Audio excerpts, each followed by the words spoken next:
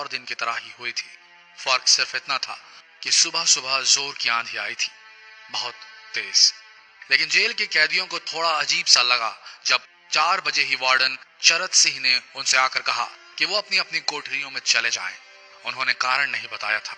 उनके मुंह से सिर्फ ये निकला कि आदेश ऊपर से है। अभी कैदी सोच ही रहे थे कि माजरा क्या है। जेल का नाई बरकत हर कमरे के सामने फुसफुसाते हुए गुजरा कि आज रात भगत सिंह, राजगुरु और सुखदेव को फांसी दी जाने वाली है। उस क्षण की निश्चिंता ने उनको झकझोर कर रख दिया। कैदियों ने बरकत से मनुहार की कि वो फांसी के बाद भगत सिंह की कोई भी चीज जैसे पेन, कंघा या घड़ी उन्हें ला कर दें ताकि वो अपने पोते पोतियों को बता सकें कि कभी वो भी भगत सिंह के साथ जेल में बंद थे। बरकत भगत सिंह की कोठरी में गया और वहां से उनका पेन और कंघा ले आया। सारे कैदियों में होड़ लग गई कि किसका उस पर अधिकार हो। आखिर में ड्रॉ निकाला गया, लाहौर कॉन्स्पिरेसी केस। अब सब कैदी चुप हो चले थे। उनकी निगाहें उनकी कोठरी से गुजरने वाले रास्ते पर लगी हुई थी।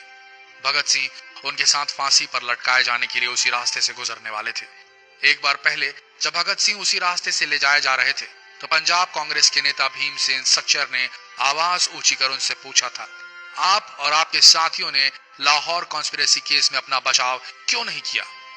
भगत सिंह का जवाब था, इनकलाबियों को मरना ही होता है क्योंकि उनके मरने से ही उनका अभियान मजबूत होता है, अदालत में अपील से नहीं। वार्डन चरत सिंह भगत सिंह के खैर ख्वाह थे और अपनी तरफ से जो कुछ बन पड़ता था उनके लिए किया करते थे। उनकी वजह से ही लाहौर की द्वारकादास लाइब्रेरी से भगत सिंह के लिए किताबें निकलकर जेल के अंदर आ पाती थी।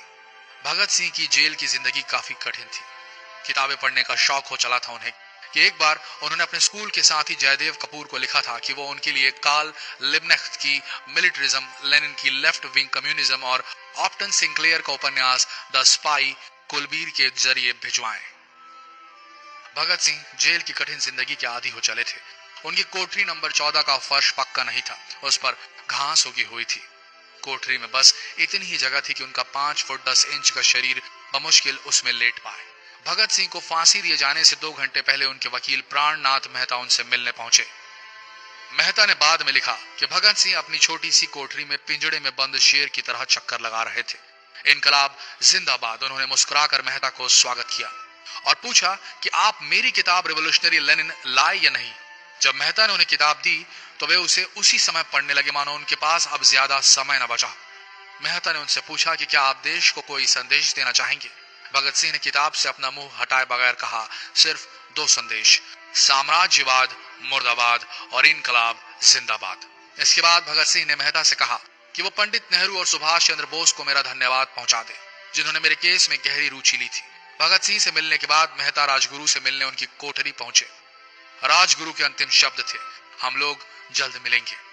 सुखदेव ने मेहता को याद दिलाया कि वो उनकी मौत के बाद जेलर से वो कैरम बोर्ड ले लें जो उन्होंने उन्हें कुछ महीने पहले दिया था। मेहता के जाने के थोड़ी देर बाद जेल अधिकारियों ने तीनों क्रांतिकारियों को बता दिया कि उनको वक्त से 12 घंटे पहले ही फांसी दी जा रही है।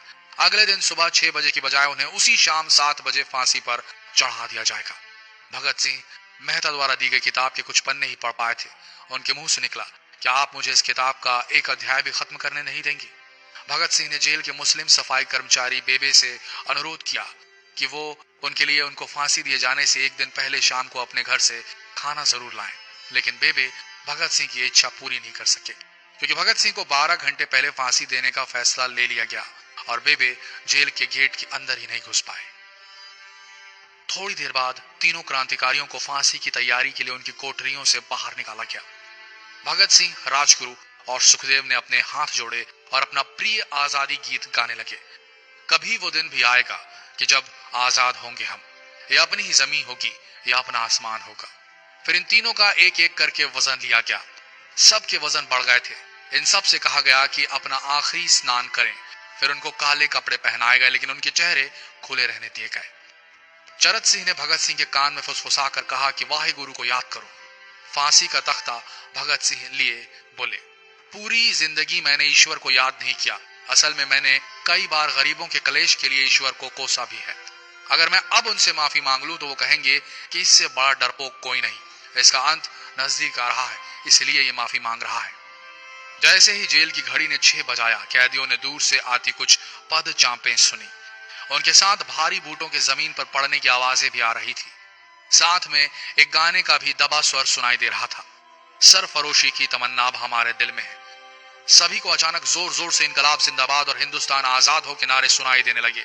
फांसी का तख्ता पुराना था, लेकिन फांसी देने वाला काफी तंदुरुस्त। फांसी देने के लिए मसीह जल्लाद को लाहौर के पास शाहदरा से बुलवाया गया था। भगत सिंह इन तीनों के बीच में खड़े थे। भगत सिंह अपनी मां को दिया गया वो वचन पूरा करना चाहते थे कि वो फांसी के तख्ते से इनकलाब जिंदाबाद का नारा लगाएंगे। लाहौर जिला कांग्रेस के सचिव पिंडी दास सोंधी का घर लाहौर सेंट्रल जेल से बिल्कुल लगा हुआ था। भगत सिंह ने इतनी जोर से इनकलाब जिंदाबाद का नारा लगाया कि उनकी आवाज सोंधी के घर तक सुनाई दी। उनकी आवाज सुनते ही जेल के दूसरे कैदी भी नारे लगाने लगे। तीनों युवा क्रांतिकारियों के गले में फांसी की रस्सी डाल दी गई, उनके हाथ और पैर बांध दिए गए। तभी जल्लाद ने पूछा, सबसे पहले कौन जाएगा? सुखदेव ने सबसे पहले फांसी पर लटकने की हामी भरी। जल्लाद ने एक एक कर रस्सियां खींची और उनके पैरों के नीचे लगे तख्तों को पैर मारकर हटा दिया। काफी देर तक उनके शव तख्तों से लटकते रहे। अंत में उन्हें नीचे उतारा गया और वहां मौजूद डॉक्टरों लेफ्टिनेंट कर्नल जे नेल्सन और लेफ्टिनेंट कर्नल NS सोंधी ने उन्हें मृत घोषित किया। एक जेल अधिकारी पर फांसी का इतना असर हुआ कि जब उससे कहा गया कि वो मृतकों की पहचान करें तो उसने ऐसा करने से इनकार कर दिया। उसे उसी जगह पर निलंबित कर दिया गया अंग्रेजों द्वारा।